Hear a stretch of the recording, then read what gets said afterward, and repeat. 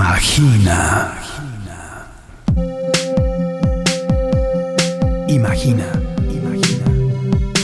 Cada libro es un viaje sin límites. Temporada de libros. Coleccionamos historias.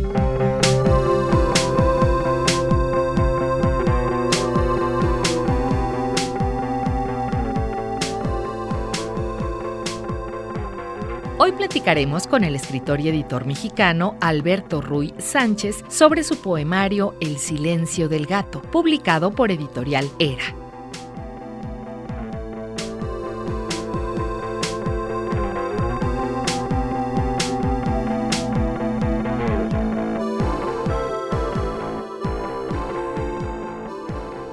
Estamos tan acostumbrados a vivir siendo nosotros los que destruimos todo, que de pronto cuando viene una contramarea, una resaca de tal fuerza, pues tienes que conmoverte y pensar en la naturaleza de diferentes maneras.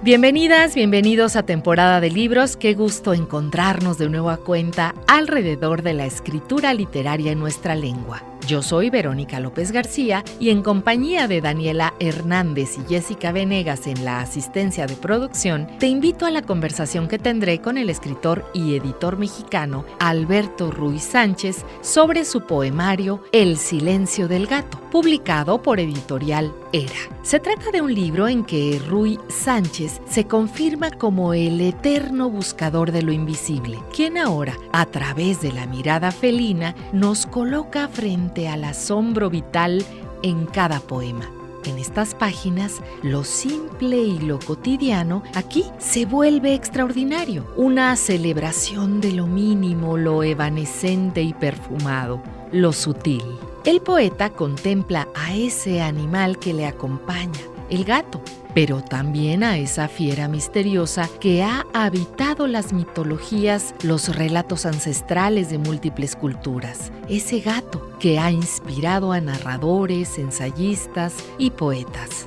Ruy Sánchez no nos habla de grandes acontecimientos, sino de lo que tenemos aquí, en la intimidad de nuestras habitaciones, las vibraciones de las sombras, el gesto de un cazador, un temblor de bigotes, el grácil e increíble salto de un animal doméstico que aún se siente cazador, la dulce pereza de las siestas compartidas.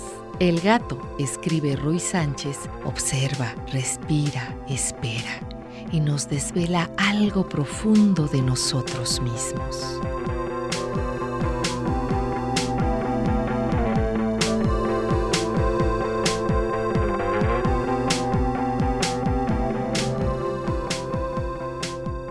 Alberto Ruy Sánchez nació en la Ciudad de México en diciembre de 1951.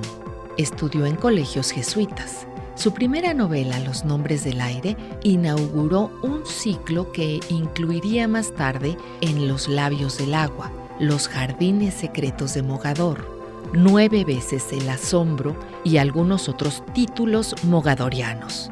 De 1975 a 1983, Ruy Sánchez vivió en París, donde estudió con Roland Barthes, su director de tesis. Siguió los seminarios de los filósofos Michel Foucault, Jacques Rancière, Gilles Deleuze y el historiador del arte André Chastel. Recibió el doctorado de la Universidad de París. De regreso en México, de 1984 a 1987, fue jefe de redacción y luego editor de libros en la revista Vuelta, dirigida por Octavio Paz. En 1987 recibió el premio Javier Villaurrutia. La Universidad de Nuevo México lo premió como ensayista y fue becario de la Fundación Guggenheim de Nueva York. En febrero de 2000, el gobierno de Francia lo condecoró por su obra literaria y editorial como miembro de la Orden de las Artes y las Letras. Entre 1999 y 2003 fue director del programa de verano sobre ensayo periodístico del Centro para las Artes de Banff, en Canadá. En 2006, la industria editorial mexicana le otorgó la más grande distinción que puede recibir un editor por su trayectoria profesional, el premio Juan Pablos al Mérito Editorial. En 2025, la editorial Era publica El silencio del gato, poemario sobre el que charlaremos con él en esta ocasión.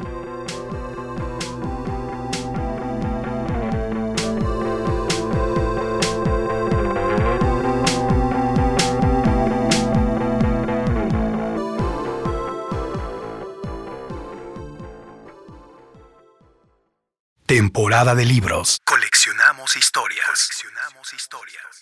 Muy contentos estamos de tener en esta ocasión al autor mexicano, editor, narrador, poeta, Alberto Ruy Sánchez. Bienvenido, ¿cómo estás? Muy bien, muy contento de estar contigo. Gracias. Bueno, pues él llega a nuestro programa con una buena nueva y se trata del Silencio del Gato. Es una reciente publicación poética que aparece bajo el sello Era. Así que nos da mucho gusto, celebramos tu presencia y sobre todo esta colección de poesías y reflexiones sobre la intimidad de la vida de quienes crean, del poeta, la intimidad de todos nosotros, y en ella pues están esos otros, esas compañías a veces discretas, a veces escandalosas y para muchos de nosotros necesarias, que son pues los animales de compañía. ¿Te parece, Alberto, si empezamos hablando de este eslabón que se une a otros trabajos previos tuyos y que tienen que ver con esta especie de contemplación poética con otros seres como el colibrí, como los árboles, como las jacarandas? Platícanos un poco de este relato largo. Claro que sí. Bueno, fíjate que mi amiga y la admirada escritora Verónica Murguía me hacía notar que me pasé 33 años escribiendo libros que están vinculados a otras partes del mundo, notablemente Marruecos en mi libro sobre Mogador, pero en los libros de Mogador también hay muchísimos viajes a Indonesia, muchísimos lugares. Aparecen una buena decena de distintos lugares dentro de ese ciclo del quinteto de Mogador. Y entonces dice que de pronto decidí regresar a casa. Y entonces el ciclo del regreso a casa, según ella, empieza con mi libro de poemas sobre la luz del colibrí. Que es una recopilación de la experiencia de despertar con la amada. El título de Luz del Colibrí viene de un poema de José Ángel Valente, que yo admiro mucho, y que dice que en la rama del amanecer el colibrí despierta bebiendo de la flor, pero bebe también algo de su naturaleza en ella, es decir, se convierte un poco en flor. Pero la flor se despierta incendiada de alas. Es decir, la flor se vuelve pájaro, el pájaro se vuelve flor. Y eso pasa un poco con los amantes, ¿no? Con el tiempo te vas transformando en el otro, no sabes ni cómo. Y la experiencia de varios años tomando notas sobre eso, pues que es una experiencia muy hogareña, está en Luz del Colibrí. Después, en esta misma idea que está desde el principio de mis libros, que la naturaleza se lee, que todos los signos, cuando tú estás bailando, estás leyendo a la otra persona y estás escribiendo con tu cuerpo. O sea, todo eso que sucede en mis libros sobre el deseo, que el deseo también, la responsabilidad de los amantes es leer el deseo, ese implica que los árboles se leen y los animales se leen. Y entonces el libro dice en las jacarandas, es pensar en estos árboles que están en la ciudad, en muchas ciudades, notablemente en la Ciudad de México, le van dando un carácter muy fuerte. Y que a veces no les prestamos atención, que con mucha frecuencia son despreciados, porque son árboles migrantes, vienen del Amazonas, y aunque tienen 100 años viviendo en México o más de 100 años, mucha gente los desprecia, no les gusta, que dicen que les ensucia la banqueta, en fin. Y entonces es un libro que es una reivindicación de la belleza, de la naturaleza y de los misterios que nos imponen, ¿no? Y tiene una hipótesis clara que si nosotros cuidáramos mejor nuestras jacarandas en la ciudad, seríamos mejores ciudadanos. Un poco pensando en la contemplación fervorosa y continua que tienen los japoneses sobre sus árboles, que florecen una sola vez al año y que realmente yo he visto a la gente llorar cuando ven ese florecimiento. Y en México las jacarandas han ido ganando público, notablemente desde la pandemia, porque dejaron de contratar a las brigadas no eran podadores, eran destructores de jacarandas que interferían contra los cables de luz y de teléfono. Y entonces hubo un florecimiento increíble de la ciudad por todas partes. Y mucha gente lo ha ido amando y respetando, ¿no? Entonces dicen las jacarandas, lectura, ¿no? Primer Luz del Colibrí, lectura del despertar de los amantes, lectura de la amada. Las jacarandas, lectura de los árboles, de la naturaleza con la que convivimos en la ciudad. Y después ya dentro de la casa, el silencio del gato, pues es también la hipótesis de que el gato nos habla de diferentes maneras, con otros lenguajes, y nos impone una enorme humildad, la humildad de reconocer que somos seres muy limitados para comprender a los gatos. Y me pasé mucho tiempo escribiendo estos poemas, después ordenándolos, editándolos. Y una cosa curiosa para algunos es que al final del libro yo puse un signo QR con el cual la gente puede ir a un sitio donde hay 10 videopoemas de Sí, libro. es un plus que ya habías hecho, ¿no? Y creo que se vuelve muy atractivo y muy actual para comprender todas las caras que puede tener un libro. De pronto esta idea del papel como único soporte se ha ido multiplicando y abriendo como un pliego de un biombo así oriental, y vemos que es un interés como buen editor tuyo el buscar otras posibilidades. Sí, y para mí pues ha sido muy divertido y enriquecedor enfrentarme a todos los problemas que tienes al tratar de entender por qué los gatos hacen lo que hacen, ¿no? Por supuesto me leí un montón de tratados y de libros de psicología de gatos, de filosofía de gatos, y lo que noté es una enorme ausencia, por lo menos en lo que pude recorrer, de la análisis o comprensión, intento de comprender las acciones rituales que hacen los gatos. O sea, esos actos repetidos por los cuales los gatos entran en trance, es decir, en un estado alterado, y por qué lo hacen, ¿no? Y entonces, pues hay también una exploración de eso en este libro, ¿no? Temporada de libros. Literatura que llega A tus oídos. A tus oídos. Volvemos. Quédate aquí conmigo en Temporada de Libros.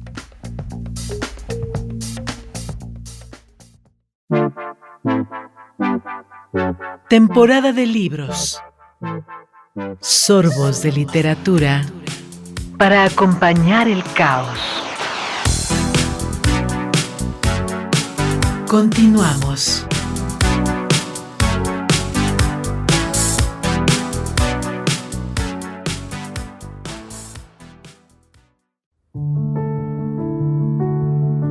El ritual del ronroneo. El gato en la madrugada va a ronronear en mi pecho. Con su penumbra pausada, sobre mis piernas avanza. Se acerca tan sigiloso que casi no me despierta. Entra al ritmo de mi aliento como se penetra un sueño. Pone las patas al frente y me vuelve su aposento. Es visitante lejano, un garabato del tiempo. Es una esfinge que mira por mis ojos más adentro. Fijamente se abandona, entra en trance respirando. Ronronea tan cadencioso, cada instante, más a fondo. Con la garganta vibrando, murmura cantos de siglos en alfabetos perdidos, como oficiando un misterio. Deja en mi pecho sus ecos que multiplico dormido, como si yo ronroneara dentro de un sueño felino.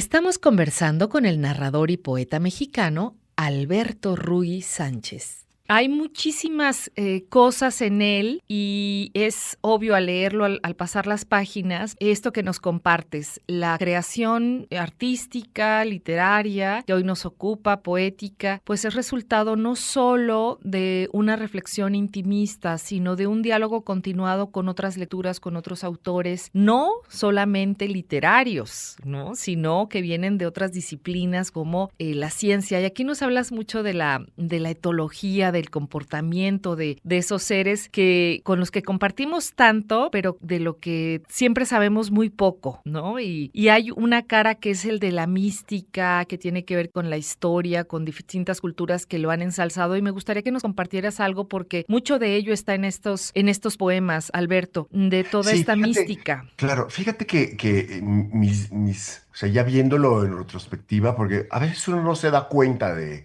lo que reitera a lo largo del tiempo, pero bueno, después de 35 libros, también a veces necesitas que llegue alguien y te diga, ¿te has dado cuenta la cantidad de animales que hay en tus libros? Y sí, de verdad, es una cantidad inmensa. Ya alguien lo había notado, pero no le presté mucha atención, que es el editor el editor español de una editorial de cuentos, Casamayor. Juan Casamayor, sí. La editorial Páginas de Espuma, que me pidió que hiciera el prólogo de una antología de cuentos sobre animales. Y bueno, lo hice muy contento, pero ahora ya después de ocuparme del gato, me doy cuenta de lo que une en gran parte toda esta atención sostenida que yo tengo sobre muchos animales, ¿no? Que no me hace especialista de ninguna manera, sino justamente mi mirada es la mirada del poeta, ¿no? Claro. Y me doy cuenta que lo que une toda esta relación con los animales es el asombro, que el animal que me ayudó a definirlo, pues es la experiencia que tuve hace muchos años y he contado 1000 veces de haber descubierto que las cabras en Marruecos lo recuerdo muchísimo, se sí. suben a los árboles, ¿no? Y entonces ahí comienza una idea del misterio de los animales y del asombro como ese encontrar lo excepcional en lo que para otros es cotidiano y señalarlo con la poesía, ¿no? Y además hay cosas muchísimas cosas inesperadas, por supuesto. El asombro está vinculado a lo inesperado. En el libro del gato, por ejemplo, incluyo algunas anotaciones que hice en un viaje a África en el que puse mucha atención a las hienas que son calificadas como despreciables. Bueno, los pobres animales carroñeros tienen esa desgracia, ¿no? Los cóndores son una forma de carroñero, ¿no? Y a veces son cuestionantes de una idea de belleza estereotipada, ¿no? Pero las hienas son increíblemente asombrosas. Mucha gente las piensa a medio camino entre el felino y el can.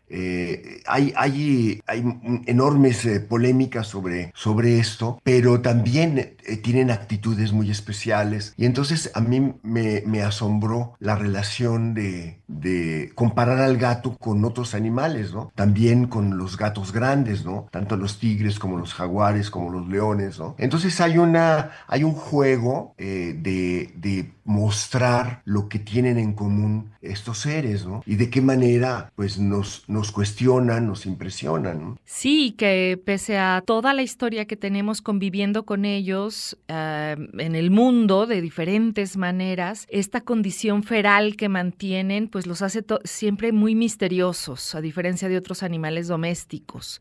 Sí, muchos escritores dicen que ver a un gato es como ver a un tigre, la versión de un tigre, ¿no? Sí, lo dice claro. Borges, lo dicen muchos otros. Pero lo que es, digamos, como lo que tiene una enorme potencia es que el misterio sigue vivo, ¿no? Es decir, la invitación a comprender mejor lo que hacen los animales. Y el reconocimiento de que con mucha frecuencia los humanos hemos sido increíblemente despreciativos de los gatos. Si tú ves la historia de las relaciones de los humanos con los gatos, pues hay persecuciones de gatos, hay increíble acusándolos de brujería, en fin, no son exentos de muchas de las taras sociales de los humanos, ¿no? Y algo también muy interesante es que la manera de definirlo, empezando por los diccionarios, es sumamente limitada, ¿no? O sea, el diccionario de pronto dice, ¿cómo defino un gato? Entonces dicen Te dicen género y especie y te definen que es de tal tamaño y que caza ratones. O sea, es una empequeñecimiento de lo que es un gato, ¿no? Entonces, ¿cuál sería el camino que se debe tomar para comprender mejor desde su definición a estos animales, ¿no? Oye, y en esta toma de decisiones de cuál es el camino, un autor como tú que tiene muchos caminos para recorrer desde la escritura, eliges la poesía o el gato la eligió. Cuéntanos un poco de cómo cada tema, cada asunto, cada libro va definiendo en tu caso, en tu pluma específica, la forma en la que compartir con tus lectores. Sí, porque fíjate que algo extraño e interesante es justamente estar abierto mientras estás escribiendo a los problemas que se te presentan y ver si puedes solucionar problemas de conocimiento, problemas también de expresión, por supuesto, ¿no? Y los vas solucionando poco a poco, ¿no? Algo muy común es que haya muy mala literatura sobre gatos, ¿no? Entonces, bueno, pues hay una pequeña parodia en uno de los poemas. En uno de los poemas me río de la rima excesiva y la practico riéndome como si fuera el gato el que la practicara, ¿no? La cabalgadura tiesa. Sí, y entonces es una forma también de pensar, como me dicen tu pregunta, en la forma de compartirlo, ¿no? Y para mí lo que es importante es pensar que cada libro, para que merezca ser libro, tiene no solamente que elegir lo mejor, sino tener una composición. El libro debe ser lo mejor que podemos hacer en cada momento, ¿no? Para que tenga la categoría de libro. No es solamente una recopilación de lo que hice en mucho tiempo, ¿no? Sino que debe tener justamente esta idea artesanal del libro como algo que comunica. Y a mí me da mucho gusto comprobar en los pocos meses que ha circulado el libro, cómo se conecta de diferente manera con diferentes públicos, con la gente que tiene gatos, con la gente que los odia, incluso, ¿no? Hay quien me ha dicho, yo soy de perros, porque hay gente que piensa, ya sabes, Que hay que estar divorciados en ese punto, Sí, dog person and cat person. Sí, y entonces gente que me dice, yo soy de perros, pero gracias a su libro veo a los gatos de otra manera, ¿no? Y hay gente también que me dice, oye, y mi gato hace esto. En fin, creas una comunidad lectora que reacciona y que va enriqueciendo, creo yo, siempre, pues los libros que sigan, ¿no? Para mí, toda la vida ha sido la experiencia, ver cómo la lectura de las personas la voy incorporando y se va convirtiendo en algo que me enriquece mi vista, mi percepción y mi comprensión de las cosas, ¿no? Porque además en este poemario, Alberto, lo que encontramos es que al hablar justamente de esos otros que son los gatos, pues estás hablando una y otra vez sobre la condición humana, sobre esto que somos nosotros al establecer formas específicas, variadas, diversas, múltiples de comunicarnos con ellos. Hablabas al principio un poco de lo que significó la pandemia, por ejemplo, en el caso de ese mundo natural de las ciudades, que uno de los asombros que nos regaló fue justo cómo se diversificó la fauna y la flora, cómo se intensificó durante la pandemia, ¿no? Y ahora que hay monocultivo en los campos, pues de pronto las ciudades son lugares en donde florece eso que no puede estar en el campo. Me gustaría que nos hablaras un poco de esta, hablas de atención continuada, de cómo participó en ti como autor este momento, esta pausa compartida con todos nosotros en esta observación de ese mundo íntimo y a la vez muy común que es nuestra relación con la otra vida, la vegetal, la animal. Sí, pues es algo que te obliga a pensar una pandemia, es lo inermes que somos ante la fuerza de la naturaleza, ¿no? O sea, el virus es parte de esa naturaleza transformada en algo que te hace daño, ¿no? Estamos tan acostumbrados a vivir siendo nosotros los que destruimos todo, que de pronto cuando viene una contramarea, una resaca de tal fuerza, pues tienes que conmoverte y pensar en la naturaleza de diferentes maneras. O sea, con mucha más frecuencia pensamos en la naturaleza de los humanos que son irresponsables ante las pandemias, ¿no? Y lo inermes que estamos ante ellos, pero también lo Inerma, es que estamos ante muchísimas cosas que suceden en el mundo, ¿no? O sea, tú ve el cambio climático ha tenido un efecto de transformación en nuestra vida cotidiana. Nunca los climas eran los mismos que hace 15, 20 años, ¿no? Estamos viviendo otra época. Nos estamos acostumbrando a estas catástrofes naturales que eran muy esporádicas y que cada vez van a ser más frecuentes. Y dentro de esto está, por supuesto, no solamente lo que parece lejano, que es un ciclón que se creará en el Pacífico, sino lo que tenemos en casa, ¿no? Los animales que tenemos en casa, lo que comemos, lo que cuidamos, y lo que tenemos en la calle. Entonces, para mí sí fue, por supuesto, muy fuerte pensar todas esas dimensiones, de la dimensión social a la dimensión y política, a la dimensión natural cotidiana, ¿no? Y por supuesto, la curiosidad es inmensa, ¿no? Temporada de libros. Temporada de libros. Coleccionamos historias. Volvemos. Quédate con nosotros. Estamos conversando con el editor, narrador y poeta Alberto Ruiz Sánchez.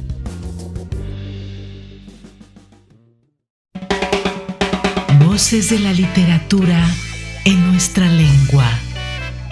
En nuestra lengua. Temporada de libros. Temporada de libros. Continuamos. Estamos conversando con el narrador y poeta mexicano Alberto Ruiz Sánchez.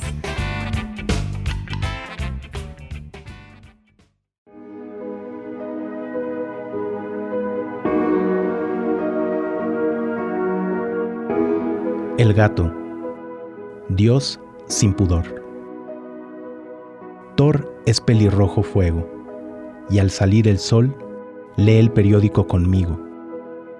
Es un temible lector, le gusta sentarse en las noticias más calientes. Su ánimo entonces es de ardor, como si alguna noticia, nunca sé por qué, le entusiasma o le molesta, la hace pedazos. Rima entonces con destructor.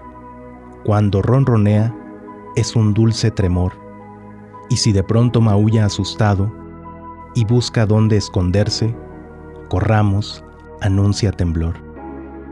Metido en la maceta se siente flor, pero está al acecho de algún ser volador. Es, claro está, terrible e instintivo cazador. Aunque nada nunca es lo que parece, ni se ajusta tanto a su rima, un corazón de tambor le da todo al gato Thor: humor, candor, frescor, olor, rigor y pasos de vapor. Algunas veces le da incluso algún roedor, pero no le da derecho a lo que parece peor: ejercer sin rumbo y gozar sin ningún pudor de tanta cacofonía.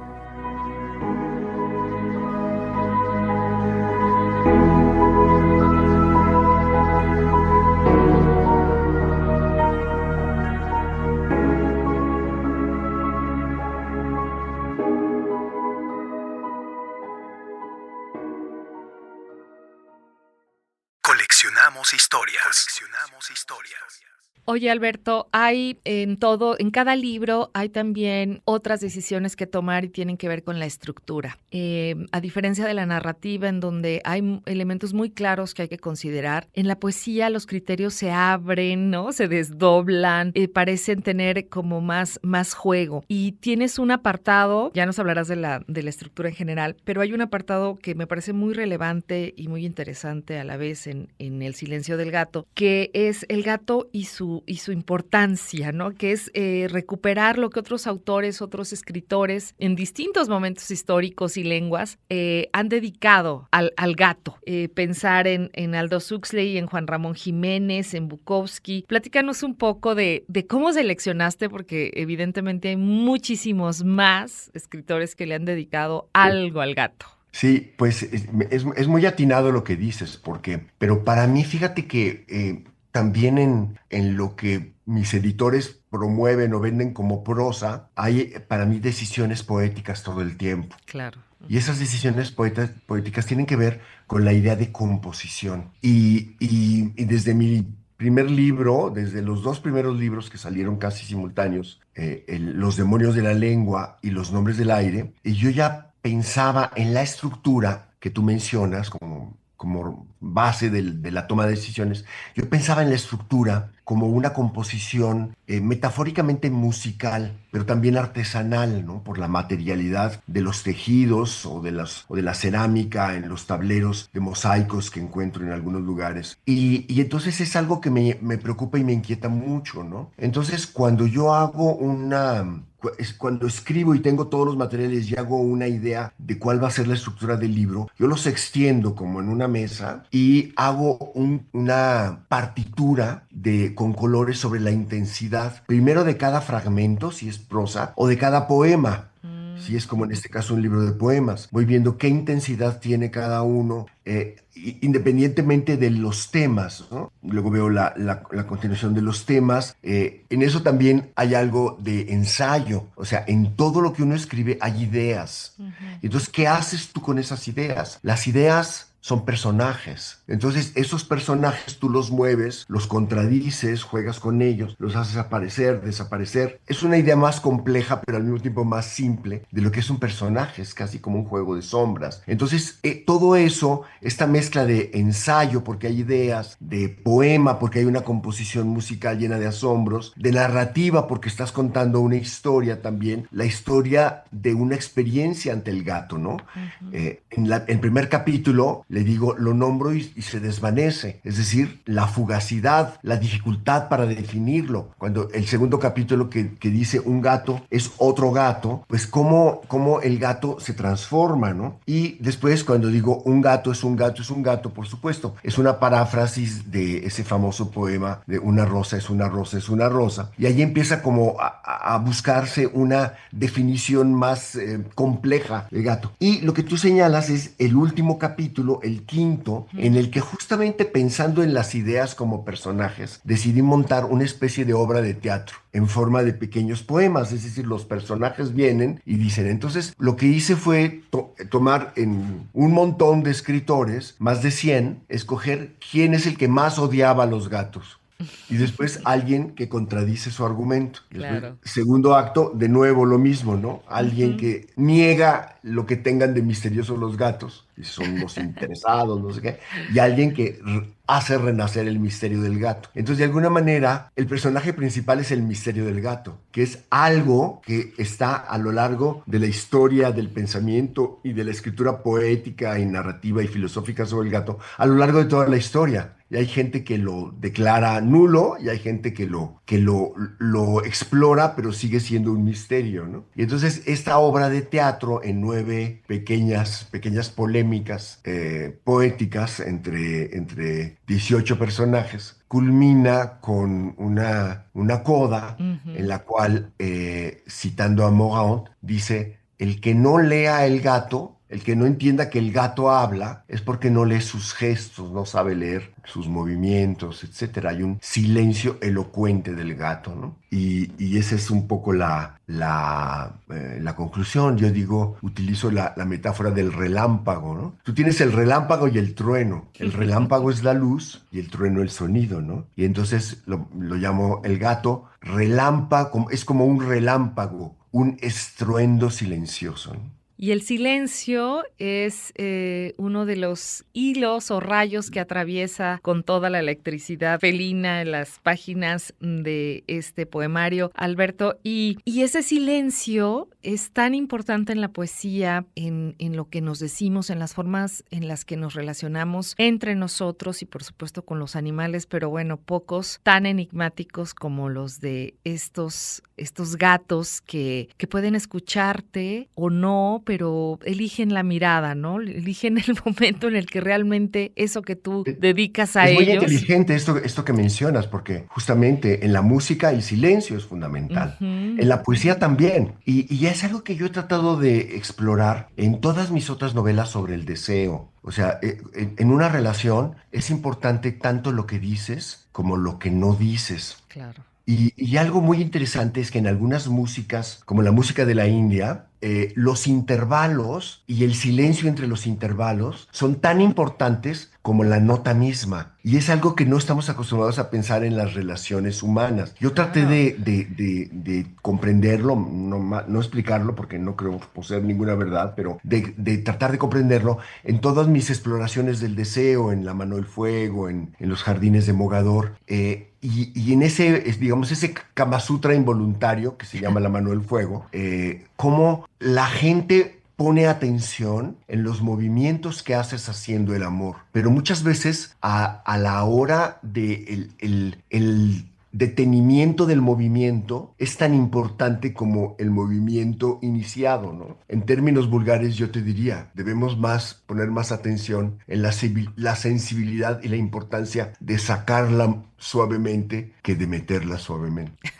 Pues así Perdón de por la obscenidad, importante, ¿no? Pero así pero viene de... al caso. Claro, y así de importante es justamente el silencio, porque seguimos hablando de él, en la poesía, en la palabra, que busca recuperar todas estas experiencias tan importantes, tan vitales, en las que se encuentra, por supuesto, el encuentro físico con el otro. Oye, Sí. Alberto... La gente hace el amor muchas veces con un intercambio de miradas. Exacto. El tacto simplemente puede ser una cosa increíblemente intensa, ¿no? Y tocamos con los ojos también, ¿no? Entonces, poner atención a todo eso, cómo puede ser brusco, lo contrario, cómo puede ser abusivo o justamente, o delicado, cómo puede ser, o sea, la intensidad no está solamente en el estruendo, ¿no? Sino en el silencio. En el silencio, en las pausas y cómo se reacciona en él, ¿no? Que no sean, a veces esos silencios pueden generar y alimentar la tensión del deseo y a veces esos silencios son paz absoluta con el otro.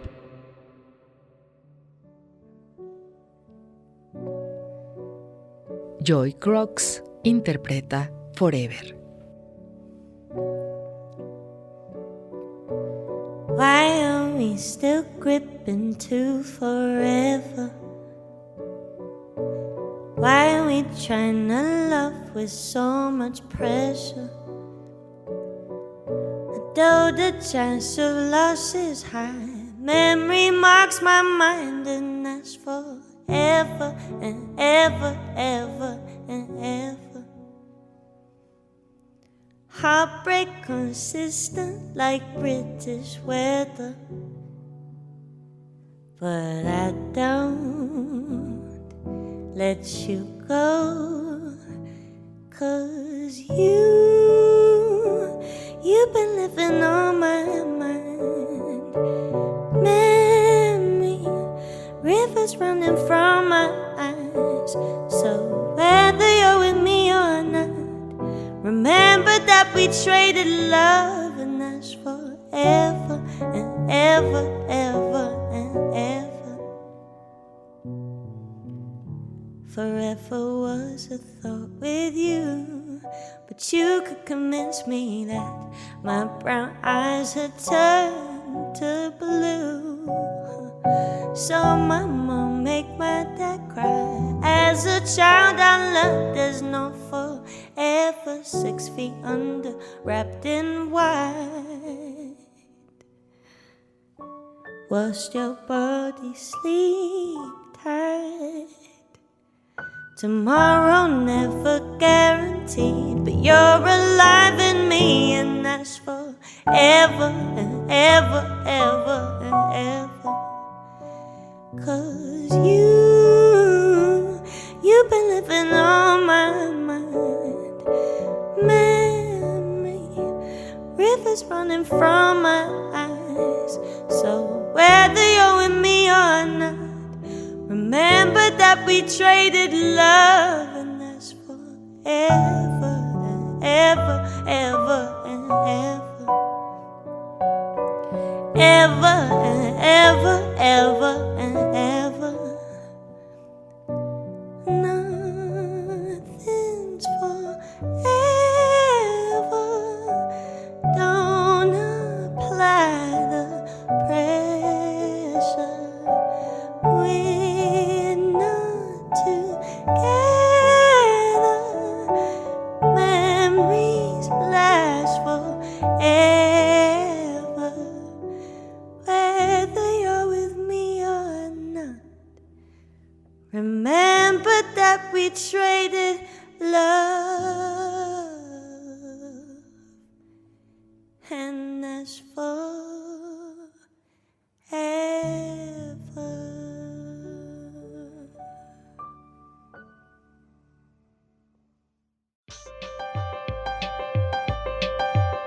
Temporada de libros.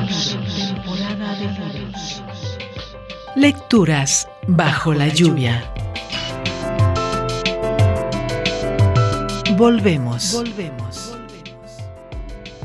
Vamos a un corte y regresamos a la charla con el poeta mexicano Alberto Ruy Sánchez.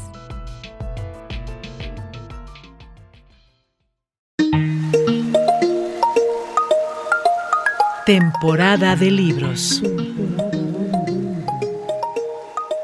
Lecturas con música de olas. Continuamos. Estamos conversando con el narrador y poeta mexicano Alberto Ruy Sánchez.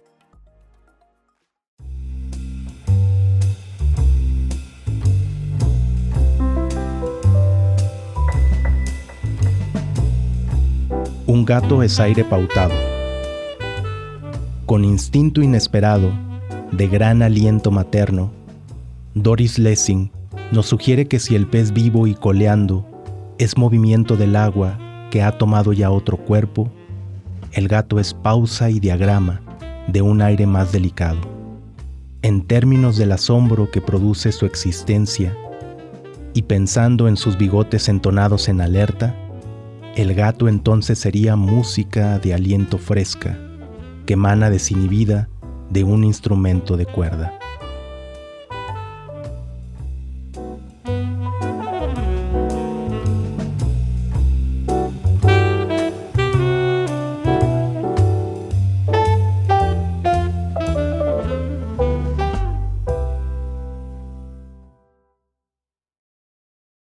Temporada de libros. Oye, pues platícanos de Thor. Por último, me gustaría que nos hablaras un poco de él, que seguramente es un dínamo fundamental para que estemos leyéndote ahora. Y por supuesto. Bueno, fíjate que Thor llegó a nuestra vida, porque obviamente es un gato familiar, por mi hija que lo adoptó en un basurero. Y era un gato increíblemente salvaje. Y no convivía con nadie más que con ella, ¿no? Y poco a poco ella se fue de México, se fue a estudiar y luego a trabajar fuera y pues se quedó con nosotros, ¿no? Entonces se convirtió en un gato que era ya parte nuestra. O sea, a mí, como cuento en algunos poemas, venía a ronronearme a las 4 de la mañana, ¿no? Y en el pecho, ¿no? Y en fin. El tema es que justamente durante la pandemia, él se enfermó muchísimo. Los gatos tienen a veces debilidad del riñón. Es algo que no escribí, pero es como una condena genética que tienen los gatos. Y ahí eso no lo he explorado a fondo, pero muchísimos gatos están enfermos del riñón. Y entonces el gatito, pues, lo declararon ya que ya no podía vivir más. Y sin embargo, vivió 5 años más. Hasta hace un poquitos meses, fíjate. Bueno, hace casi como mes y medio que se nos murió, porque ya no daba más su riñón, todos los otros órganos empezaron a fallar. Entonces fue muy triste, ¿no? Es muy triste todavía. Claro, son compañeros en todos los sentidos y bueno, aquí está el testimonio de la presencia de Thor en nuestras manos para leerlo, y cosa que le recomendamos a toda nuestra audiencia. Sí. Y fíjate, luego, yo no pensé en la muerte de Thor cuando escribí el libro. Al contrario, ¿no? Fue así como... Claro, como pura vida.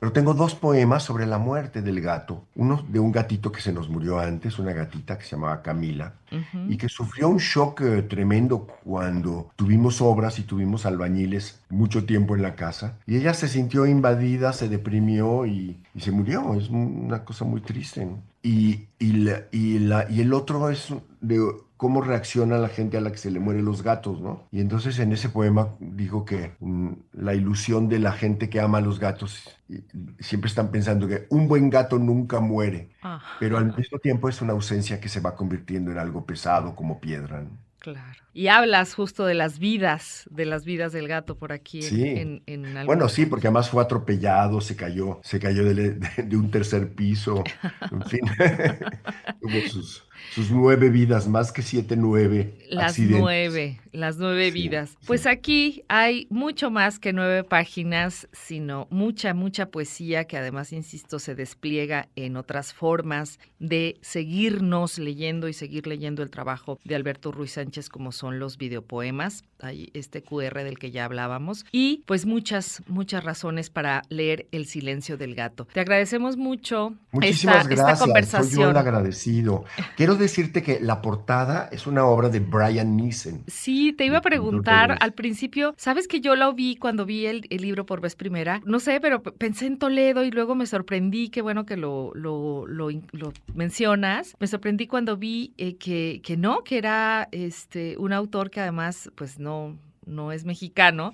Háblanos de él y cómo eligieron esta Sí. portada. Fíjate que él me pidió que yo escribiera un prólogo sobre unas esculturas que él hizo sobre un animal muy interesante, Ujú, que es, lo llaman normalmente el cangrejo herradura, pero que se llama Limulus, que en realidad es un arácnido que tiene un caparazón increíblemente fuerte y tiene la particularidad de ser un animal que sobrevivió a lo largo de los siglos sin cambiar. Normalmente todos los animales se adaptan. La ley de la evolución es que se van adaptando, ¿no?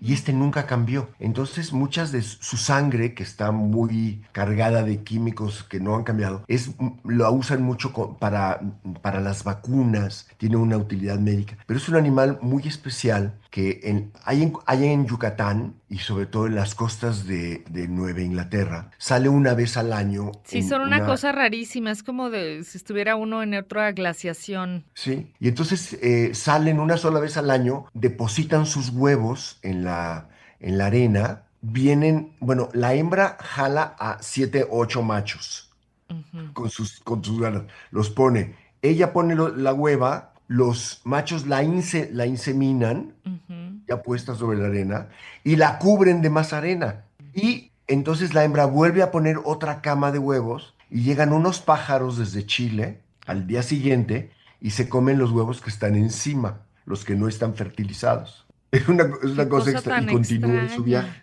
Y es un animal muy especial. Y Brian Nissen vio en la forma un reto importante que es, hay esculturas que según algunos críticos, las esculturas dicen son de puño cerrado o de puño abierto. Ujú. Las de puño cerrado es como una piedra que le quitas partes y va dando la forma. Y las de puño abierto, pues son las en las que casi el aire se mete dentro de la forma de la escultura. Y entonces él dice que este tiene las dos, porque el caparazón es como de puño cerrado y adentro es como de puño abierto, porque tiene todos los tentáculos y las patas de este ser un poco arácnido que está ahí, que no es cangrejo, es en No, realidad no, es un... más parecido a los alacranes, ¿no? Sí, sí, Y, prehistórico. entonces es un reto de forma que a él le sirvió para crear una obra. Y bueno, somos amigos de mucho tiempo y cuando Artes de México cumplió 30 años, invitamos a 30 pintores a que intervinieran cerámica y Brian hizo un plato con 3 gatitos. Mm. Y entonces yo le pedí que eso fuera el motivo. Y entonces, bueno, él lo rehizo de otra manera y me regaló esta portada bellísima que atesoro. Pues para todos, El silencio de los gatos en editorial Era está en su colección de Alacena de Bolsillo y nuevamente agradecemos mucho la charla tan grata, tan estimulante que hemos tenido, que nos has brindado, Alberto Ruiz Sánchez. Al contrario, soy yo el agradecido, de verdad, muchísimo, y gracias por tu lectura inteligente del libro. Hasta pronto, Alberto. Hasta pronto, chao.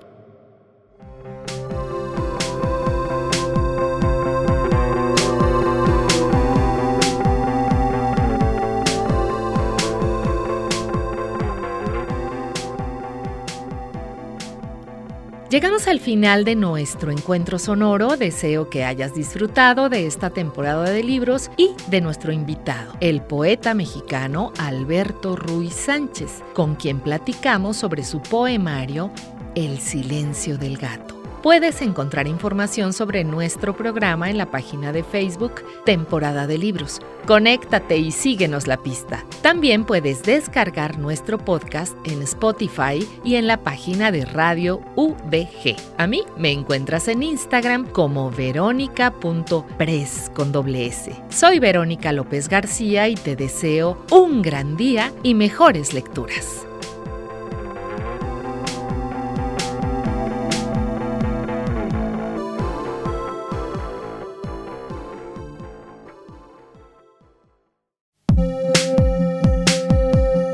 Imagina. Cada libro es un viaje sin límites. Temporada de libros. Coleccionamos historias. Gracias por tu escucha.